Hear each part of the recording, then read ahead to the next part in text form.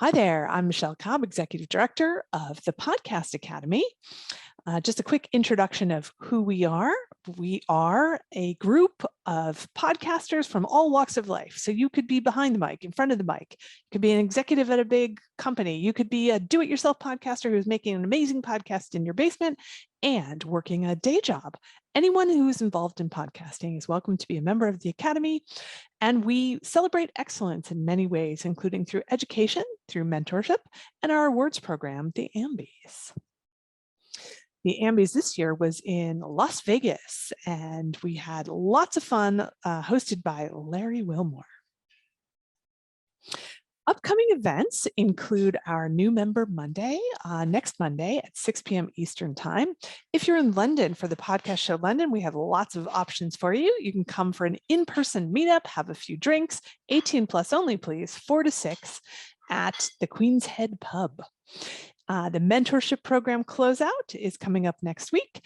And then if you're in the neighborhood of London and you're going to the Podcast Show London, also I have a few free tickets if you need one.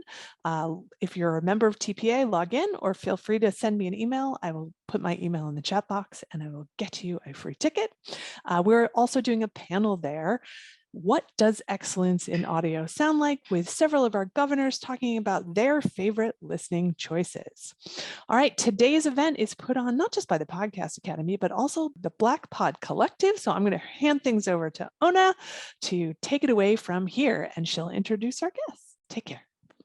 All right. Hi, everyone. My name is Anna Agogo. Michelle, if you can let me share.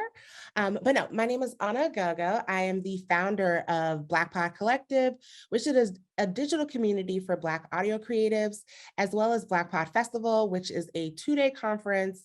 And Black Pod Festival is actually taking place this year on September. I don't forgot that fact. September 30th and October 1st. It's so much going on, as you can see. It is an interactive conference. So I just want to kind of go over a few housekeeping elements for those who are here joining us. If I go into share screen, of course, here we go. I'm like, there's so much happening on my one screen. But yeah, so thank you guys so much for joining today. I'm super excited for this. We're learning all things DAW, and it is super exciting. So here's a few things to keep in mind. You want to make sure you're placing all of your questions in the Q&A and not the chat. The purpose of the chat is for us to interact. I miss being in person with people. It is one of those things that I cannot wait to get back to that. But while we are online, let's try to have conversation in the chat. So if you could feel free to put your social media handles or anything like that in the chat, so that way we can connect with each other, as well as indicate like, where are you joining from? I know the last time we had people from Nigeria who were joining us, some people from the Dominican Republic. So I would love to know, like, where's the furthest place that somebody is coming from? I'm just here in Atlanta, but hopefully somebody is here from somewhere exciting. At the end of this, there will be a survey that's placed in the chat. Please, please, please make sure you take the time to fill that out, because it helps myself as well as Michelle know, like, okay, what content is resonating? What would you like to see more from? And what information would you like to learn? Like, we are still in the process of planning out more workshops. And lastly, all questions will be addressed at the end. So in the chat is where we'll be engaging in conversation, but the Q&A will be addressed at the end by Tom as well as Luke. Black Pod Collective, we're a digital community. We help with accountability and support, similar to the Podcast Academy. Some of the things that we do is help with free resources and one-on-one support. We have people on the team who, if we see you haven't posted an episode in quite some time, we're going to reach out to you to see what you have going on, as well as a partnership with different podcast studios throughout the US. We are actually in the process of working with a few podcast studios outside of the US, so stay tuned for that. And membership, gives you access to directory listing, discounts, monthly check-ins, and so much more. And you can reach us on everything BLK Pod Collective. So I'm going to go ahead and kick this over to Tom, so that this way they can go ahead and kick this off, because we have some exciting times ahead. If I remember how to stop sharing, maybe the red button that says stop sharing. Awesome. Thank you, Anna. Thank you to everyone at the Black Pod Collective, as well as the Podcast Academy. We really enjoy doing these events. This is our third in a series of digital audio workstation, kind of Dolby Atmos mixing 101. The other two are already up on the Podcast Academy's YouTube channel. So if you'd like to see those, check that out as well. Today is our Pro Tools Day, but we also did events with Blackmagic DaVinci Resolve, as well as Apple Logic Pro. So if you mix on those DAWs, if you prefer those, by all means, check out the videos on YouTube. But today we're here to talk about Pro Tools and mixing Dolby Atmos for podcasts. So let's start first of all with what the heck is Dolby Atmos for those who aren't aware. So, throughout recorded history, sound has been channel-based, sound mixed to speaker channels. And in the beginning, there was mono, and it was good. It wasn't great, but it was good. And then we went to stereo, and then analog phase-based surround sound, then digital 5.1, 7.1. When we developed Dolby Atmos, we wanted to create something that was more future-proof, more true to creative intent, and always the best possible presentation, no matter what the listening device is. So Dolby Atmos is not the future. It's actually been around for 10 years. Dolby Atmos first came to movie theaters, and there have been thousands of movies mixed and released to theaters in Dolby Atmos. Pixar's Brave was the very first Dolby Atmos movie. And again, since then, there have been thousands released to theaters. And then those movies came home in Dolby Atmos, first on Shiny Disc and then also on streaming services, and then streaming originals. So many thousands of hours of content, original content, are available on streaming services like Netflix, Disney Plus, HBO Max, soon to be simply Max, Paramount Plus, Amazon Prime Video, and many other services around the world are delivering Dolby Atmos content today. Live sports in Dolby Atmos, soccer in Europe is huge in Atmos. And then Dolby Atmos music, which our other speaker, Luke Argilla, is an expert on. That's been around for a couple of years now, and it's available on Apple Music, Amazon Music HD, Tidal, and other services around the world. And there are literally tens of thousands of songs available to stream in Dolby Atmos today. So what is the consumer side experience of Atmos? So there are over 2 billion devices worldwide that are capable of delivering a Dolby Atmos experience. It's not just a movie theater or a living room thing. It is in living room devices like AV receivers and sound bars and televisions, but it's also in tablets and laptops and mobile phones and smart speakers.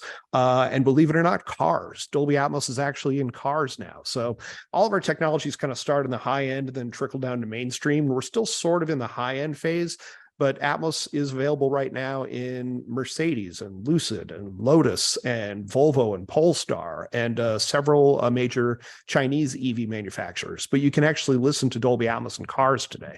So that's really exciting. But right now we're here specifically to talk about podcasting. And there are already podcast services here in the US and around the world that are delivering Dolby Atmos today. Here in the United States, Wondery Plus has been delivering Atmos for, I think, almost a year now.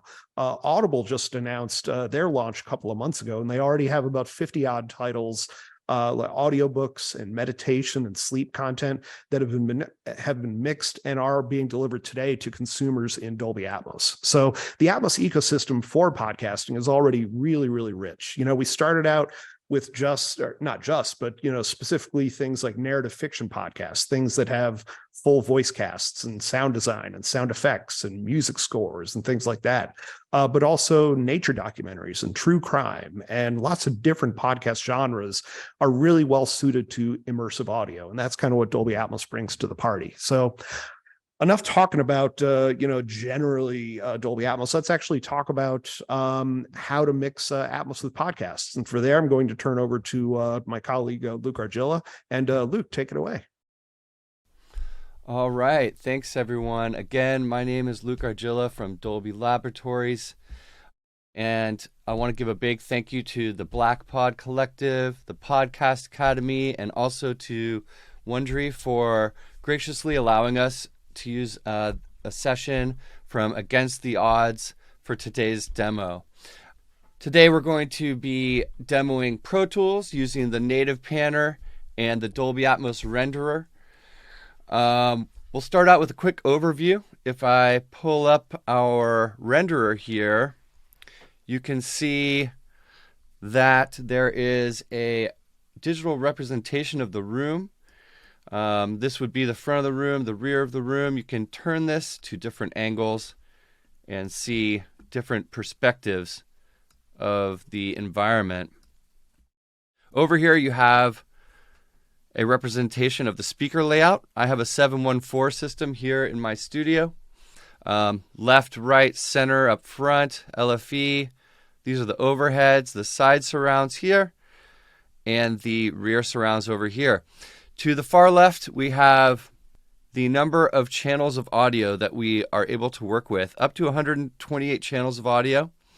The first 10 are typically reserved for the bed channels, so that would be a 712 bed, not to be confused with the 714 speaker layout. The 712 bed is your standard Dolby Atmos bed channel. And to get your Pro Tools session connected to the renderer, the first thing to do is to go into your peripherals here, which is under setup. You'll see all these different tabs, and then there's one for Dolby Atmos. If you enable this, you should see a green connected status. You might have a couple different options as far as your renderer host. For now, it's my MacBook Pro. So we're going to just have that connected there. And now that this is connected, if I go back to the renderer, you're going to see that there's some objects being occupied here now because it's connected to the Pro Tools session. The other thing you're going to want to connect is your linear timecode, or LTC. And you can connect that here in the session using a aux channel. You'll have to set that up in your I/O, which I can show you as well. But you'll use the Dolby LTC generator plugin. And essentially, why don't I show you now that I/O routing. So in the Pro Tools I/O, you'll go into your output and you'll add a new channel. Usually we put it at the bottom of the output window here. And if we scroll down to the far side, you can see there that it's currently mapped to channel 129, right? So then in my renderer, we can come on over and you can see that it's also mapped to 129 in my renderer. You have the ability to change that. 129 is common when you're using the Dolby Audio Bridge because it comes right after your 128th channel of audio, which, theoretically you might want to have available for an object. So if we go ahead and start playing back the session here, and I go into the renderer and I hit the LTC timecode engage button here, you'll see that it starts to chase the timecode. It's around 1 hour, 29 minutes, and 15 seconds. You'll see that is corresponding here in our timecode.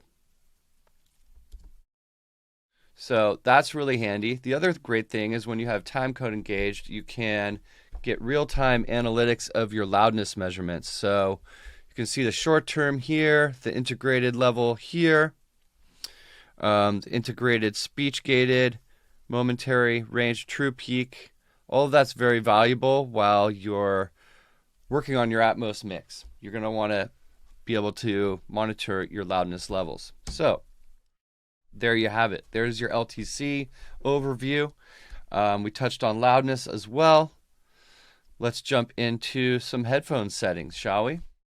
So the other thing that's really great to have in your session is this other nifty Dolby plugin,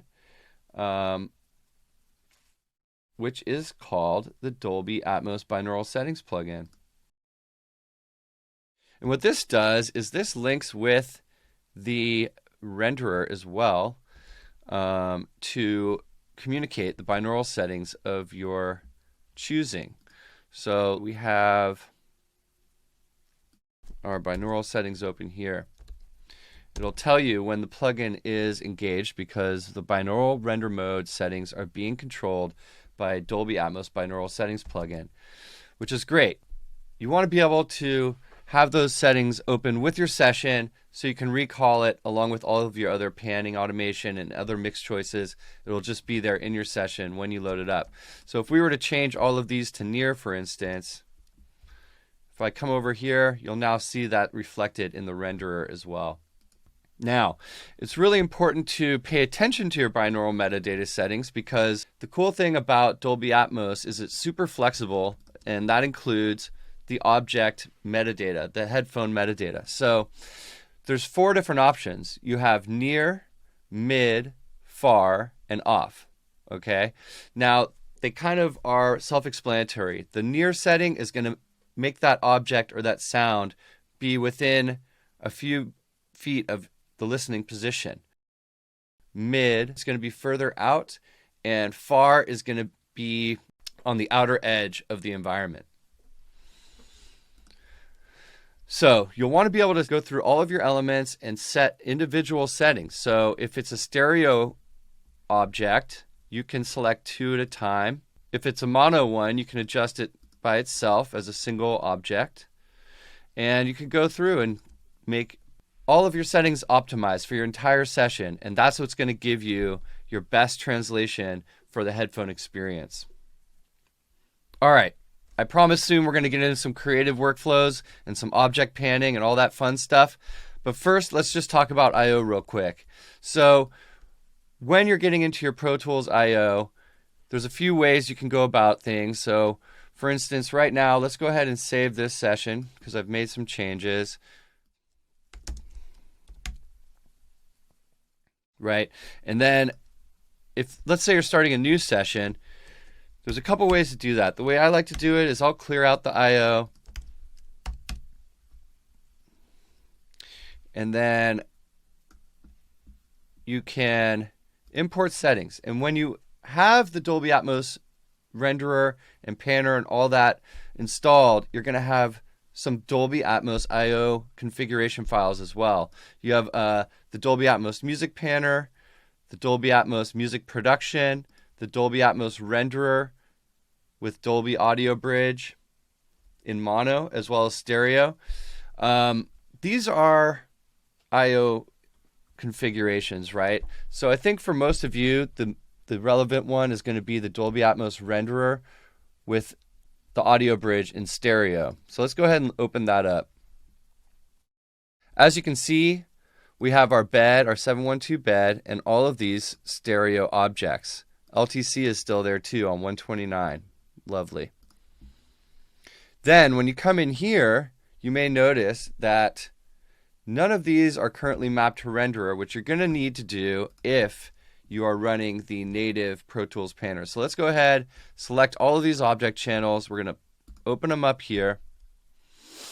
And now that they're all open, I can, by the way, I did that with Shift Option click, right? So you'll do that, it'll open them all up. And if you keep holding Shift Option, you can click over here, and now it's going to route all of those to the renderer.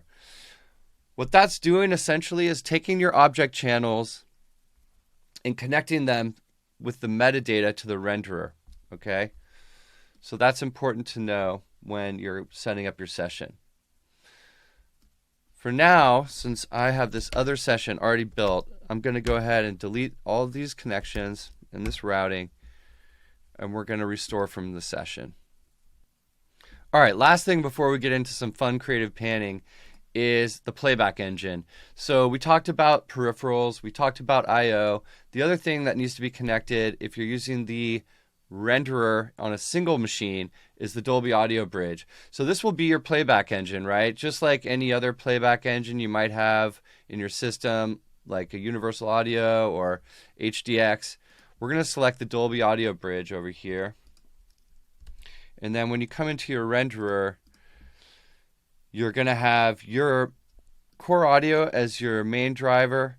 Audio input will be your Dolby Audio Bridge, and then your output device will be whatever your sound card is. For me right now, it's the Universal Audio Thunderbolt, which is my Apollo.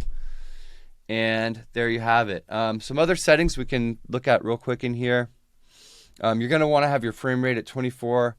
Most of the time, sample rate at 48. More recently, you can mix at 96 as well. Although in the end deliverable, you'll be at 48 for now. Down here for headphone rendering mode, you're going to want to be in binaural. Output limiting, usually I leave that off. Currently, we're in headphone only mode. If we were not in headphone only mode, which I can show you really quickly, you're now going to see the full 714 environment here reflected in these meters. But since we're on headphones today and we're demonstrating for the podcast folks out here, we can keep it on headphone only for now. There we go. All right, so why don't we get into some of this session here. What we have here is a wonderful podcast from Wondery called Against the Odds. And why don't we just play a little bit of this and give you a sense of how a podcast might sound in Atmos. For this segment, you're definitely going to want to be listening in headphones. This is a binaural experience. So definitely grab your headphones for this part. And we're going to go ahead and play this wonderful piece from Against the Odds. Hey, over here! We're here! Over here! We're right here! The helicopter passes over them. They jump and scream, but it keeps going. Kraft can't believe it. No! No! No! No! No! But then, the helicopter comes back. It hovers directly over them, lowering toward them. A light from the underside of the helicopter shines down. Kraft squints from the brightness. As the chopper gets closer, the wind of its rotor blades becomes stronger. The tall trees surrounding them bend and sway, groaning loudly. Sirku whines. Kraft sees Bart wince as snow kicks off the ground, stinging him in the face. The men's ski poles scatter across the snow. Moskowitz clings to a tree to keep the wind from knocking him off his feet. A voice echoes through a loudspeaker. We're sending down a swimmer. Even for land rescues, the Coast Guardsman who descends from the helicopter is always called a swimmer. All right, that was pretty awesome, wasn't it? Cool. So there's a little taste of the power of Atmos for headphones for your podcast production. Let's get into a quick demonstration of the Pro Tools native Atmos panner, which is what you see on your screen here. So if I solo this object, which I believe is a helicopter sound, we can check out this panner here. All right, so here's the audio. Get this a little bigger for us here.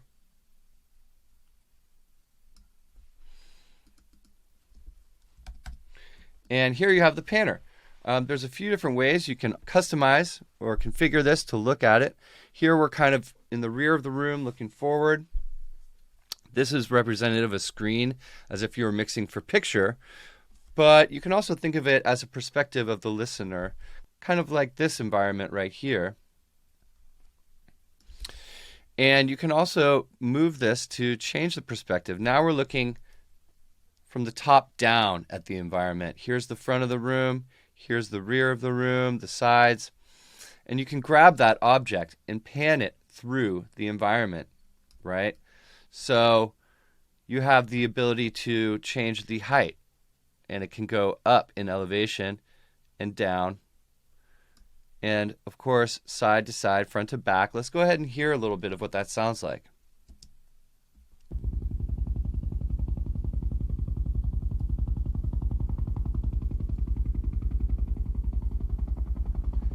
So now it's panning behind us. Now it's in front.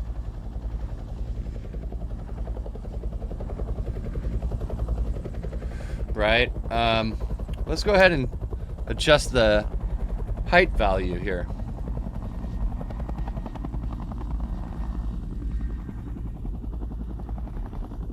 So now it's kind of at ear level. Raising it up above. Changing the perspective as it's panning. And as you can see, it's moving on its own, right? So obviously, all this panning information can be automated the same way you'd automate anything else. A reverb send, a compression or filter automation. All this stuff can be automated. So where does that get automated? right where you think it would, in the automation lanes, right? So let's check it out. Come in here to our panner, and we can open up all pan types. And right there in the automation lane, you can see the panning metadata. And that panning metadata is then sent over to our renderer, where it is rendered into the environment. So let's just listen to this again. And as you can see, the panning in the panner is reflected in the environment.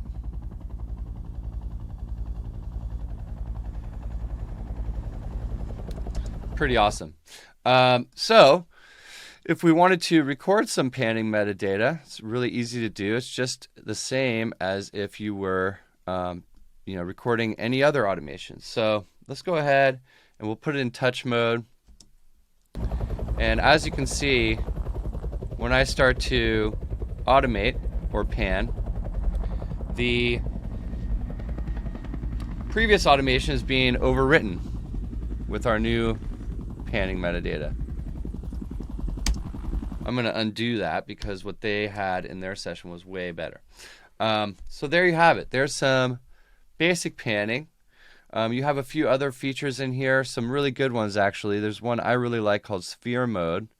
So if I select this option here, what will happen then is that if I pan the object to the outside of the environment, it will lower in elevation.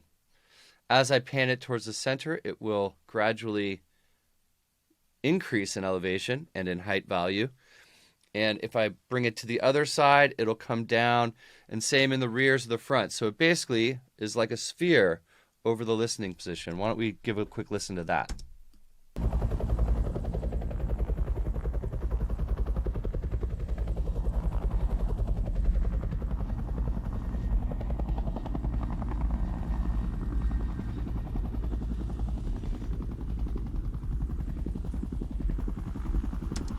I love that one. You have all these other parameters that are very cool and that you can explore. There's size, which is going to increase the footprint of the element. So let's hear what that sounds like a little bit.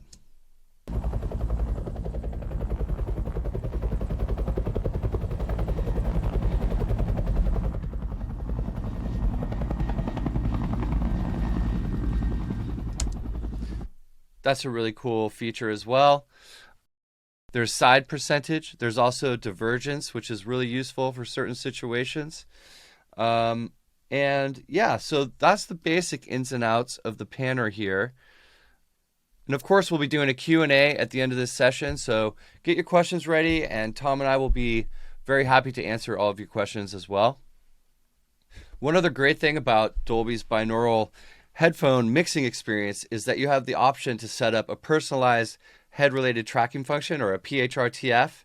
And what that basically means is that you can optimize your headphone listening experience for your own specific features. So the shape of your head, your shoulders, your ears, all those things contribute to the way you process binaural information. So we have a great app that is available today. You can take it and get a scan of your head and shoulders and your ears, and it's going to create a PHRTF file for you. And from there, you can import that into the renderer and have a personalized, optimized headphone experience while mixing in Atmos. We highly recommend everyone do that, and we can put a link for that in the description of the video or maybe in the chat window for the meantime. All right, so why don't we give this session another quick listen, and then we can talk about QC methods, right? So whether it's yourself or an approver or a creative of some kind who wants to QC one of these mixes, we'll get into some ways to do that. But let's go ahead and just give this another listen. This is such a cool mix. Hey, over here! We're here! Over here! We're right here! The helicopter passes over them. They jump and scream, but it keeps going. Kraft can't believe it. No! No! No! No! No! But then, the helicopter comes back. It hovers directly over them, lowering toward them. A light from the underside of the helicopter shines down. Kraft squints from the brightness. As the chopper gets closer, the wind of its rotor blades becomes stronger. The tall trees surrounding them bend and sway, groaning loudly. Sirku whines. Kraft sees Bart wince as snow kicks off the ground, stinging him in the face. Pretty cool. All right, so now we've got our mix. We're ready to export. What you're going to want to do is go ahead and bounce this like you normally would with Option Command B, or you can come over to Bounce Mix over here in the Files menu. And from there, you can select Dolby Atmos from File Type. Create a master file. We got one bed. We got 52 objects. That looks all good. From the apply program level metadata, you're usually going to want to have it from the connected renderer, right? Because that's where your binaural metadata is, right? So that's what you want there. We're going to go ahead and say bounce. But before I do that, I just realized you want to also select your program, right? So here's our program. It starts at the top here. Maybe give it this extra space. So let's go ahead and collapse all this here. And we hit bounce, check our settings again, and voila, there you have it. Offline bouncing, pretty fast depending on how many plugins you have in the session. Now we have our file. Let's go ahead and load it up into the renderer. If I say Command O or open in the file, open master file. And let's see, here we go. Our bounces. Here's our demo mix. Now we've got it loaded as a master file.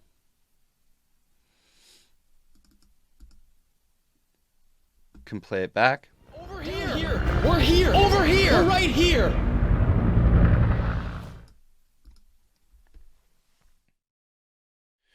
And so for QCing, right? So, okay, we're going to want to export an MP4.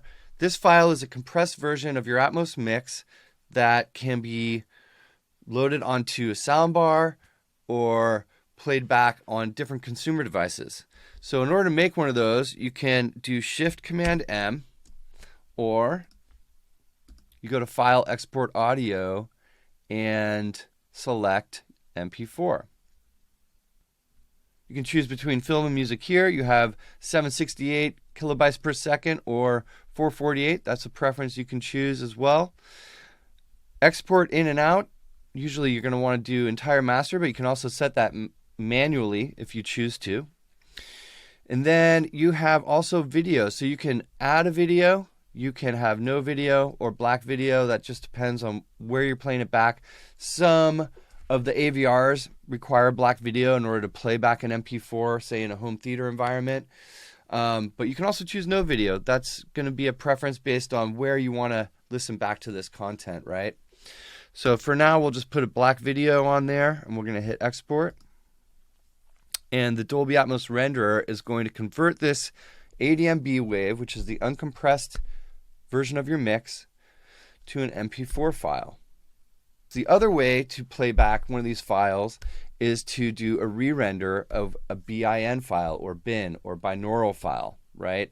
Which basically takes your mix that you're hearing in the headphones, the binaural version of that mix, and it renders it into a 2-channel file.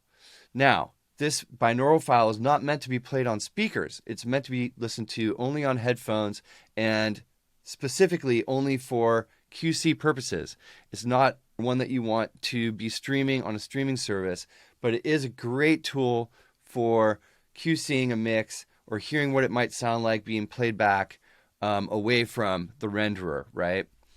So in order to do that, what we would do is we'd come into our re-renders here, and you can see I already have one set up, but let's say we didn't have it set up. You could go in and say, cool, I want to do a bin re-render, and add re-render, can pop it into channel 65, 66. We can hit accept, And now that that is set up in our re-renders, we can say export audio and export re-renders. Let's go ahead and put that right in our session folder along with our other bounce of the mix, which is the ADM B-Wave uncompressed version. And I'm going to do multi-channel interleaved, entire master.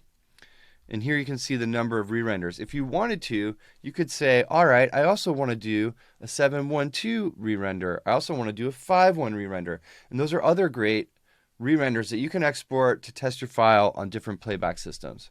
But for now, we're just going to do the binaural version. Go ahead and export that. And that will export that 2-channel binaural render. Okay, so then you could email that to an approver, whether it's, somebody at the podcast company, one of the creatives who worked on the mix, maybe somebody who did the VO and wants to listen back and approve a mix. They can listen back to that file on headphones, but again, it's not to be distributed. It's not to be played back on speakers. It's specifically for headphone QC purposes only. Now, we're talking a lot about headphones here, but I want to also be sure to express that playing back and listening to mixes in speaker environments is very, very important. You may ask why. These are podcasts. Well, I'll tell you why. There's a lot of really great places that people listen to podcasts that are not headphones. So whether you have an amazing Atmos-enabled soundbar or you have an Atmos-enabled automobile, those are going to be played back in speaker environments, and the automobile experience is growing and growing all the time. In fact, there are already 9 different auto manufacturers who have either announced or are on the road streaming Atmos into automobiles. And let me tell you, it's an incredible experience. You have basically one of the most controlled Atmos listening environments possible. And where do people listen to most of their content? It's in the car, it's on headphones, in the living room. So you want to make sure that your mix is going to translate to all these different environments. And the best way to do that is to monitor and QC your mix in as many different environments as possible. So yes, that includes headphones, but that also includes speaker environments. Very, very important to remember that. The last thing I'm going to mention is that, in these re-renders, you can also re-render a stereo version. So maybe your podcast company or your distributor wants a stereo version of this mix as well. Guess what? You can start with your Atmos mix, make it the most optimized, full, immersive Atmos mix that you like. And if they require a stereo version, there's a really easy way to do that as well. We can go back into our re-renders and say, cool, let's also do a 2.0 version. We're going to add that re-render. And now, if we come back and say, let's export our re-renders, it's going to export that bin file for QCing. It's also going to export a 2.0 stereo version of your mix. And that one would and could be your stereo deliverable to go along with your Atmos mix. So if we go ahead and export that, and we come back to our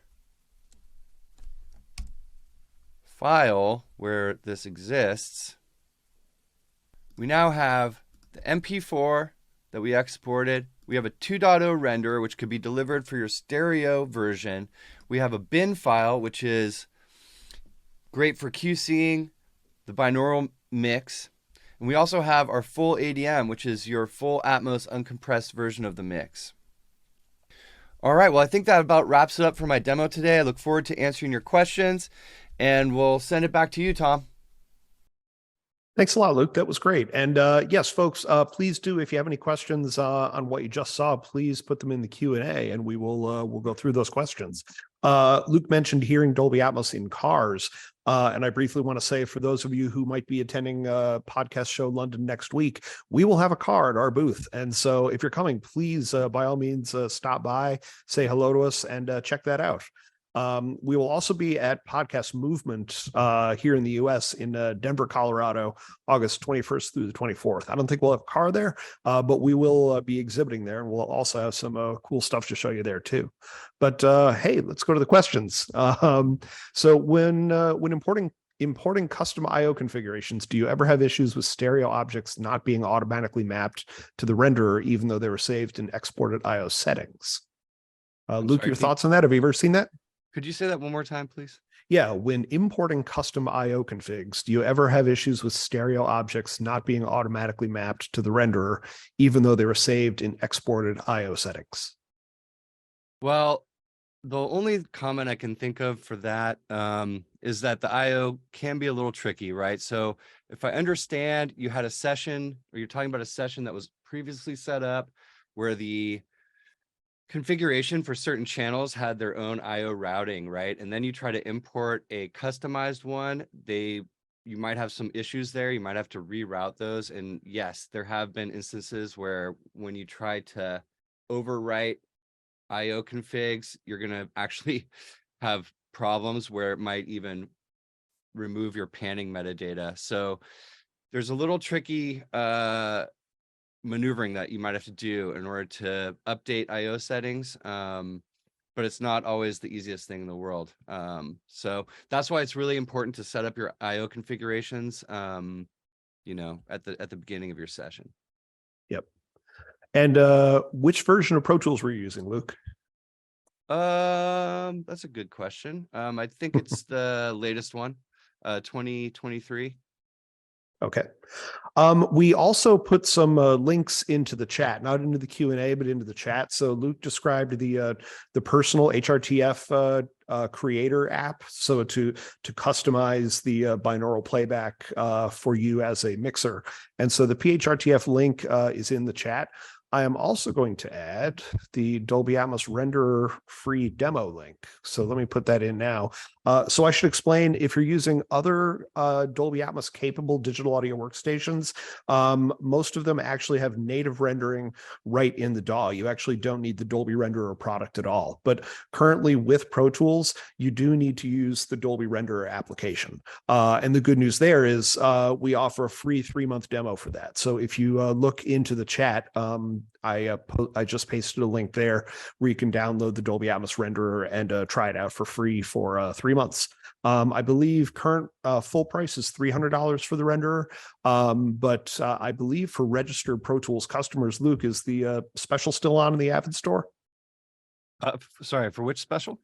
The renderer in the Avid store, is that still on special? The new 5.0 renderer, I believe so. Yeah. Yes. Yeah, I think it's $99 for again registered Pro Tools customers. So again, other Atmos capable DAWs like Resolve, Logic Pro, etc. You don't need the Dolby renderer product. We're not trying to sell renderers, but currently, if you use Pro Tools, you do need the Dolby renderer application, and there's the link for that. Let's see, one more question. QC question. When mixing dialogue object-based audio to -18 LUFS or whatever the target is, what's your mix process like to ensure you hit your target? This is spelled out every period, single period time. Looking to make this part of my process much more efficient. So Luke, do you have guidance on mixing for specific loudness targets? Yeah, I mean, it can be a little tedious at times. There are a few tricks I can maybe share. So while you're mixing, take a look at your momentary loudness levels. Get it as close to your target as you can. Keep your eye on that. And then after you've exported your mix, we also have another tool called the Dolby Atmos Album Assembler. And that is really good at adjusting loudness levels. Let's say your loudness comes out at -20. And you're like, okay, I want to be at -18. It's really easy to adjust that and then reanalyze versus having to re-export and analyze a file. It can save you a few steps. So definitely lean into the album assembler for adjusting loudness, I think would be my main suggestion there. Yeah. We'll talk a little bit about mixing environments, like how people mix. For sound for picture, typically it's a requirement, or for music as well. Typically it's a requirement that you would be mixing in a speaker-based room with a minimum speaker count of 7.1.4. That is traditional home theater 7.1, left, center, right, pair of sides, pair of rears, and then 4 overheads, basically in a box over the mix position. However, for podcasts, we recognize that, budgets may be tight, quieter, equipment may not be as plentiful in your mixing environment. Lots of podcasters that are mixing Dolby Atmos for podcasts are actually mixing on headphones with that personal HRTF creator helping them out get the best possible binaural sound while they're mixing. So for, again, sound for picture, typically you really should be mixing on speakers, but for podcasts, again, headphone mixing is very, very common. And then again, on the playback side, and Luke mentioned this, I think earlier in the video, it's always good to listen in different environments just to simulate the different environments that consumers may be listening in. But that export to MP function is a great tool for getting immediate feedback in a consumer style listening environment. I'm going to show my age now, but it's kind of the current generation equivalent of when we used to mix a song. The first thing you do is run it off to a cassette tape and then run it out to your car and stick it in your car when cars had cassette players. And you hear it in the consumer environment right away. The MP4 function that allows you to, again, encode it to Dolby Digital Plus, wrap it in an MP4 container, and then you can take that file on a thumb drive and stick it in a consumer device like a Blu-ray player or a smart TV that's connected to a home theater system or an Atmos-capable soundbar, and then right away you can hear your mix in that consumer environment. So, and by the way, Atmos-capable soundbars are plentiful, and many of them are quite inexpensive. You can walk into Costco and score an inexpensive brand Atmos soundbar for like $350. So Dolby Atmos consumer devices are definitely in the mainstream. And if you can't tell I'm vamping, it's because we've run out of questions. So if anyone else has any questions, please do put them in the chat and we're happy to answer them. If you attended our previous sessions on the other DAWs, I'm going to repeat myself a little bit, but for those of you who didn't, I want to talk a little bit about the creative process of mixing. It's the Against All Odds example that you heard.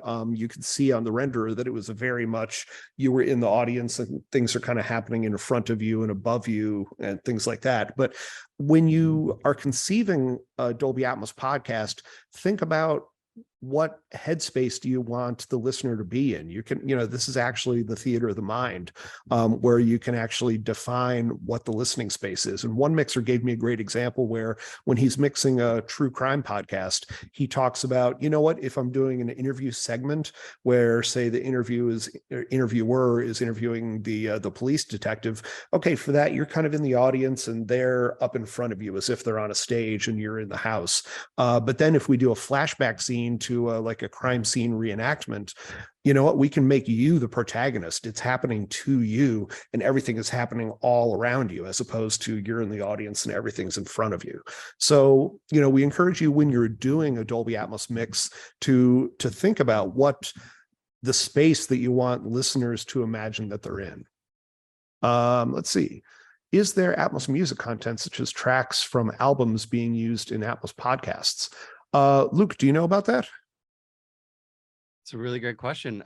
I have not heard of that happening yet, although I'd be surprised if it hasn't happened yet. There's obviously a plethora of Atmos music that's currently available for streaming, and that catalog is growing all the time, rapidly. So, if any of you out there are making podcasts and are interested in using Atmos music, there's probably some great opportunities for you out there to feature some Atmos music in your podcast. I'll also add that on Wondery Plus, there is a music-focused series called Jacked, I believe. And there is some Atmos-style music mixing. I don't know that the mixes were actually lifted from the Atmos mix that you would hear on a music streaming platform, but I do know of that one music-focused series that's available on Wondery Plus. Let's see here. I'm also going to put one more link into the chat. So if you want to do a deeper dive training on mixing in Dolby Atmos, you can go to learning.dolby.com. We have the full soup to nuts Dolby Atmos mixing training curriculum that's available there, including downloadable content. So we have some Dolby promo trailers that is Atmos Palooza content, and you can download those Pro Tools sessions and then open them up and you can actually see, oh, that's how they did that mix, and then you can play with it. So It's really well laid out in terms of all the different modules, opening a session, doing IO setup, doing a binaural configuration, importing tracks, writing automation, printing master files. All that stuff is right in the training curriculum, including downloadable sample content. It's mostly Pro Tools focused. There are some modules at the end that give you a little bit of a dive on Logic Pro, DaVinci Resolve, Nuendo, and Cubase as well.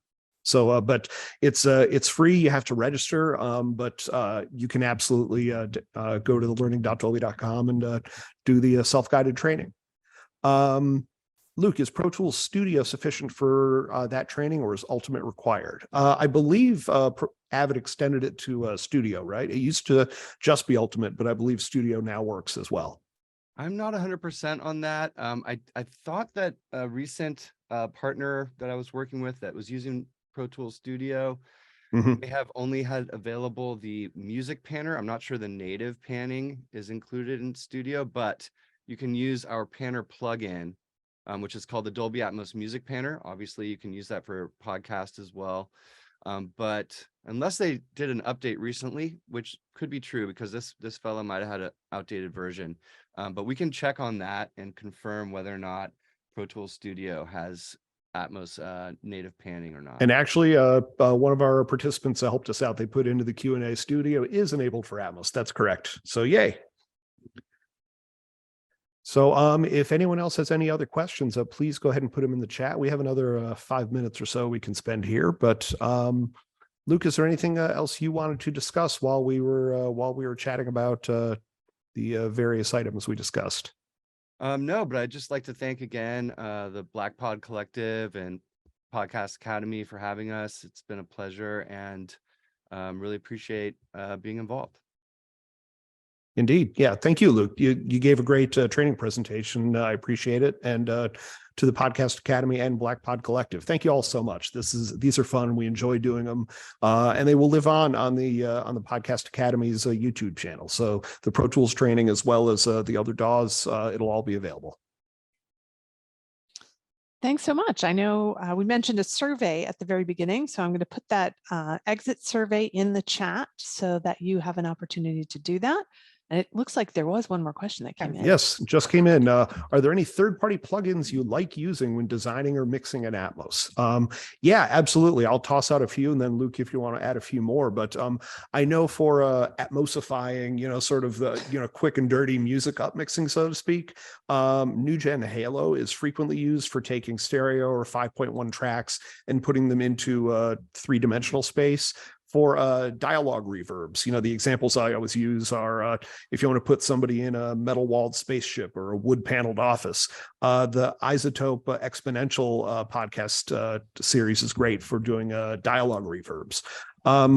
Luke, do you A, have other plugins that you like, and B, maybe quickly discuss routing? What's the goes into and goes out of the of a plugin like that? Like, would you send from an object track return to beds, or give us a minute on how you would do signal routing for something like that? Right. So it depends on what your what kind of a Atmos plugin you're working with. There's some really great reverbs, like that exponential audio one that's collaborative with Isotope. There's really great Atmos delay plugins from companies like Sound Particles. And usually what people do is they'll set that up on a 712 auxiliary return track.